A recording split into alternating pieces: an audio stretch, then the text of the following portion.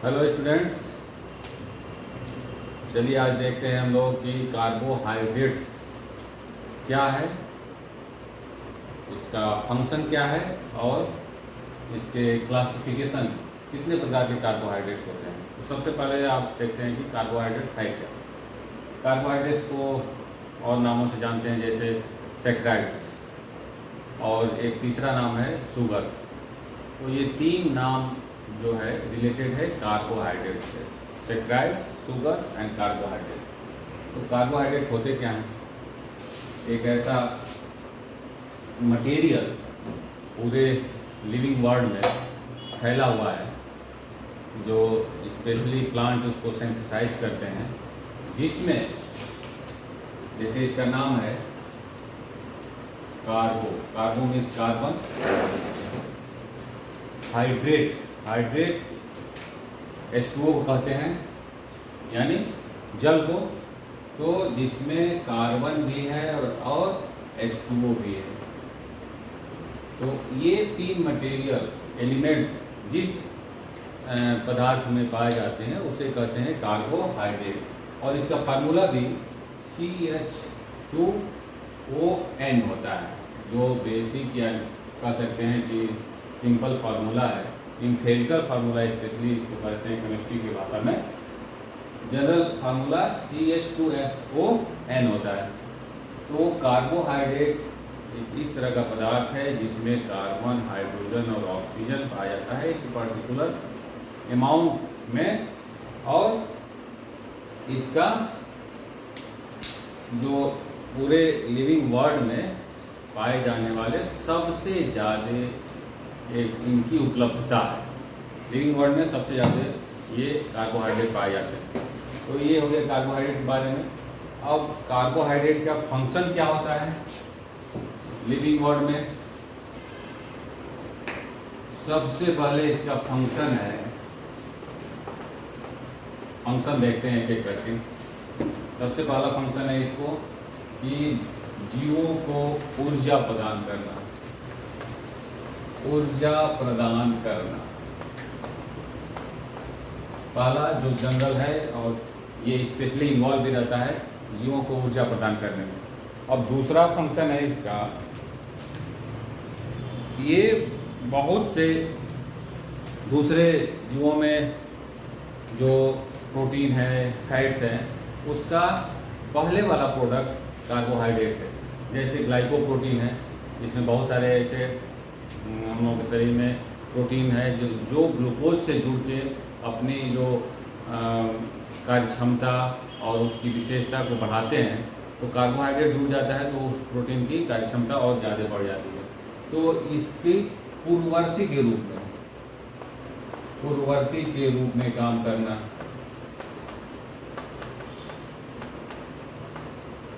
एक तो ये हो गया। अब उसके बाद तीसरा जो है, बहुत से जीवों का स्ट्रक्चरल मटेरियल है कार्बोहाइड्रेट। जैसे जितने भी प्लांट हैं, प्लांट में आप जानते ही हैं कि एक प्लांट और पौधे और जंतु के बीच में एक बेसिक डिफरेंस होता है। प्लांट की सेल एक कार्बोहाइड्रेट से एडिशनल कवरिंग होती है जिसे कहते हैं सेलुलोज। तो एक संरचनात्मक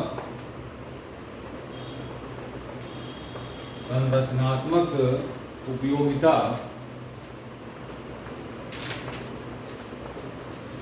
प्रदान करती है। उसमें से सेलुलोज भी है।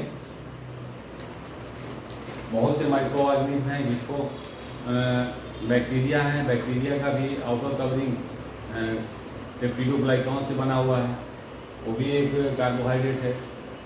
जितने भी इंसेक्ट हैं उसकी आउटर स्केलेटन और बाहरी कवरिंग काइटिन की बनी होती है, और वो काइटिन भी एक कार्बोहाइड्रेट है। तो एक स्ट्रक्चरल संरचना प्रदान करना दूसरे के जीवों का कार्बोहाइड्रेट का फंक्शन है।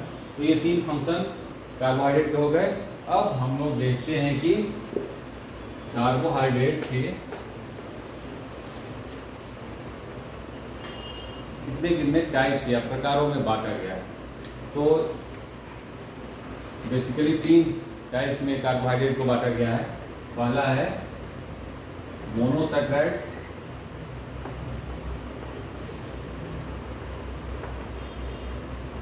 दूसरा है डाइसैकराइड्स,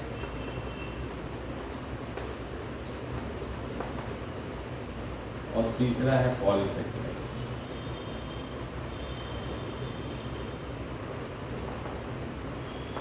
तो इस तरह से 3 प्रकार है कार्बोहाइड्रेट के, मोनोसैकराइड्स, डाइसैकराइड्स और पॉलीसैकराइड्स। अब एक एक करके हम लोग देखते हैं कि मोनोसैकराइड्स किसे कहते हैं, जो सबसे ज़्यादा इम्पोर्टेंट है और बहुत सारी परीक्षाओं में पूछता भी है कि मोनोसैकराइड्स कहते किसे हैं। तो कार्बोहाइड्रेट्स के जो मॉलिक्यूल्स हैं, उसके अणु हैं, एक दूसरे से जुड़ के या तो डाई बनाते हैं या फिर पॉली बनाते हैं।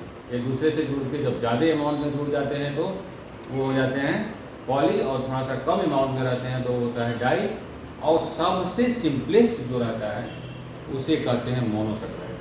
फिर उसको ब्रेक न किया जा सके, हाइड्रोलाइज न किया सके किसी भी कार्बोहाइड्रेट को, अगर ब्रेक करते हैं तो ब्रेक न हो सके, सबसे सिंपल फॉर्म में कन्वर्ट हो जाए, इस टाइप के कार्बोहाइड्रेट को कहते हैं मोनोसैकराइड। अब मोनोसैकराइड्स में कौन कौन आते हैं? तो मोनोसैकराइड्स में कार्बन जो एलिमेंट्स हैं उसकी नंबर के आधार पर, अगर कोई कार्बोहाइड्रेट है उसमें कार्बन एलिमेंट्स का नंबर 2 है तो डायोज, 3 है तो ट्रायोज, 4 है तो टेट्रोज, 5 है तो पेंटोज, 6 है तो हेक्सोज। इस तरह नंबर के आधार पे मोनोसैकराइड्स को डिवाइड किया गया है। तो सबसे पहले इसमें देखते हैं कौन ऐसा मोनोसैकराइड्स है जिसमें कार्बन की संख्या 2 है, इसे कहते हैं 2 नहीं 3 है, इसे कहते हैं ट्रायोज। तो ट्रायोज कौन कौन है? एक है ग्लिसरॉल्डिहाइड,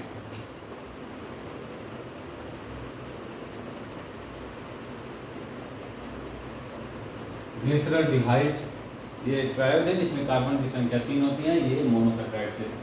अब ऐसे कार्बोहाइड्रेट जिसमें कार्बन की संख्या 4 है, टेट्रोज, ये है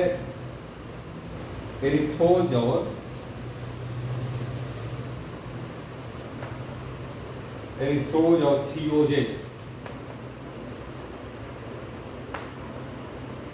अब सबसे इंपॉर्टेंट है 5 नंबर पेंटोज।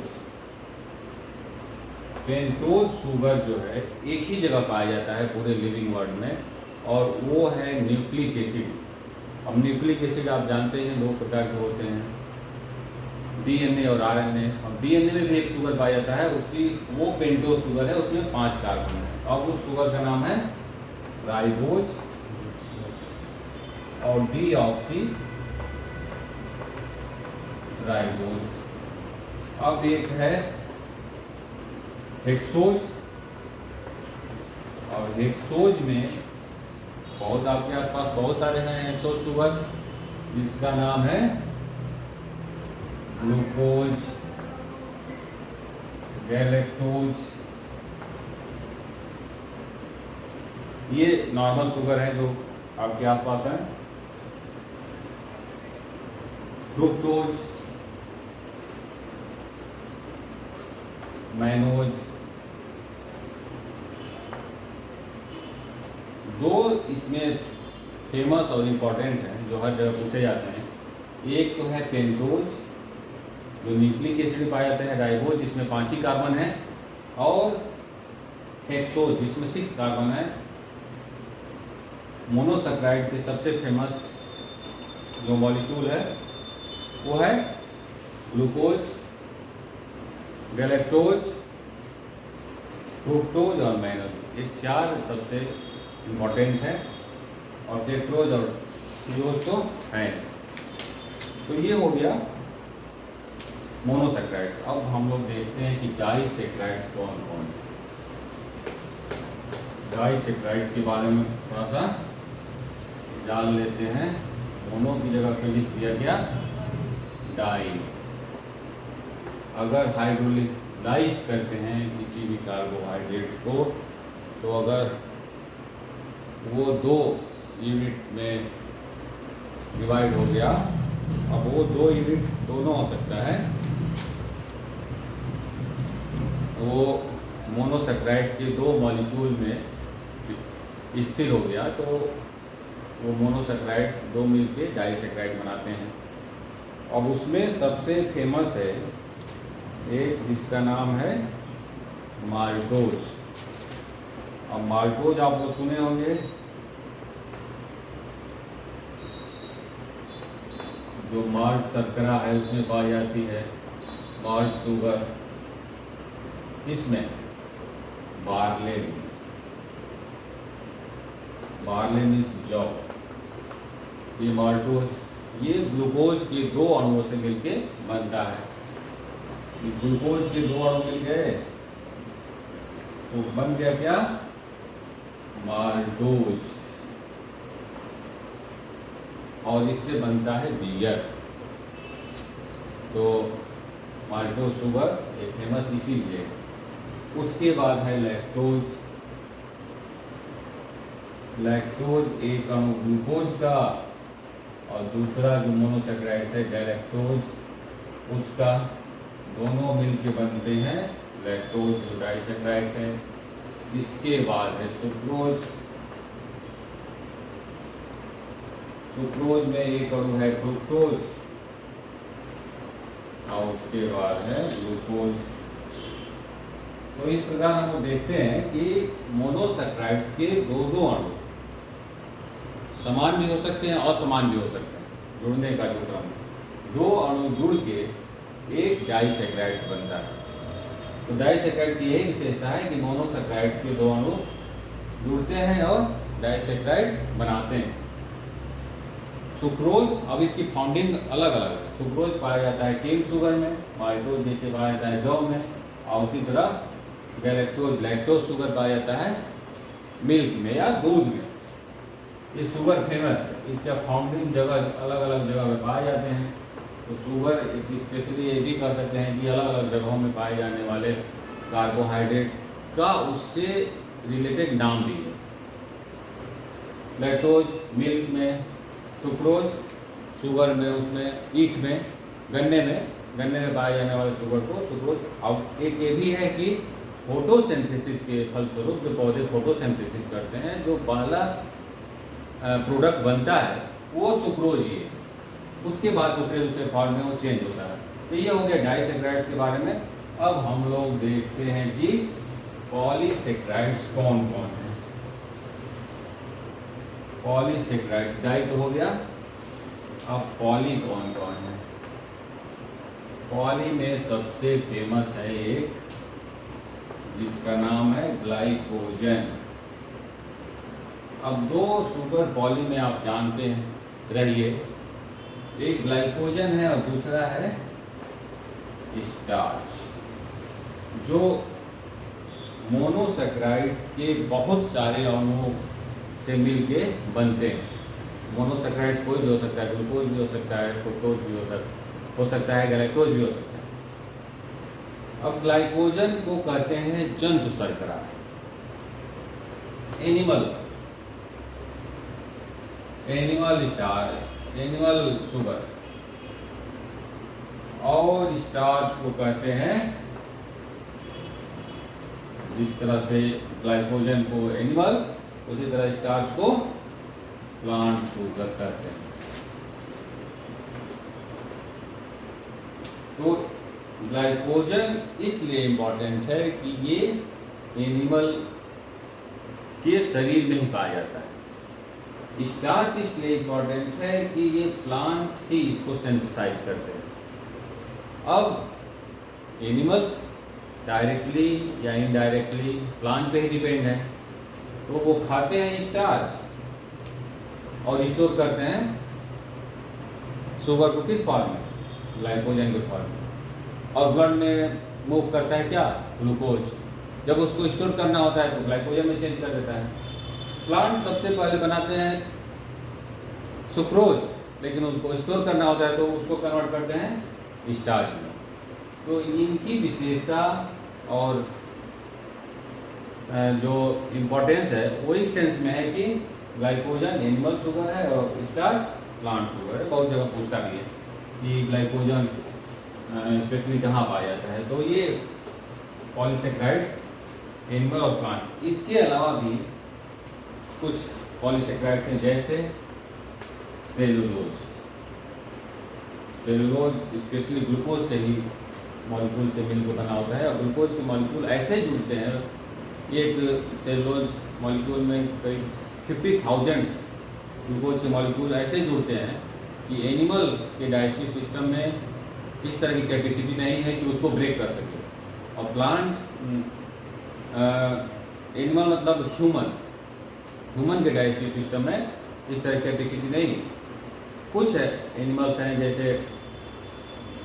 रूमिनेट्स हैं, फोर लेग एनिमल्स हैं जो चुगाली करते हैं, वही सेलुलोज को ब्रेक कर सकते हैं, वो भी बैक्टीरिया की मदद से। अदरवाइज वो ब्रेक ही नहीं होगा, ग्लूकोज उसमें से निकल नहीं पाएगा। ऐसा इस तरह से उसमें इंटीग्रेटेड।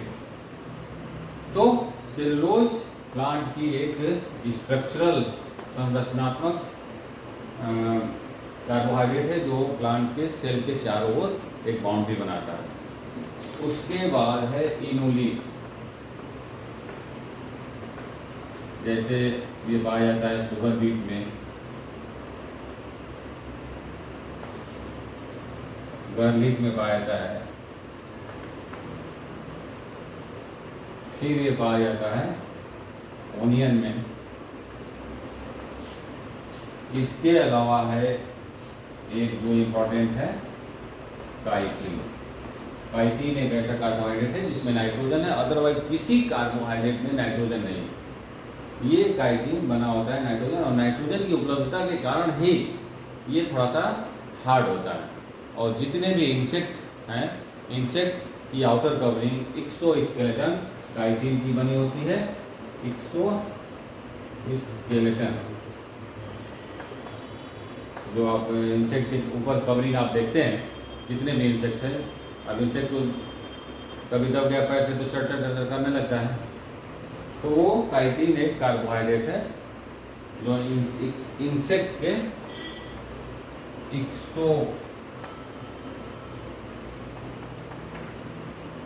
एक्सोस्केलेटन आउटर कवरिंग का निर्माण करते हैं। तो ये हो गया कार्बोहाइड्रेट के बारे में। और डिफरेंट कार्बोहाइड्रेट अलग अलग जगहों पे पाए जाते हैं, और उन अलग अलग जगहों पे पाने के क्रम में ही उनकी विशेषता है और उनकी जो नाम है उससे रिलेटेड है। अब आज कार्बोहाइड्रेट के बारे में इतना ही, अगले में हम लोग प्रोटीन के बारे में पढ़ेंगे।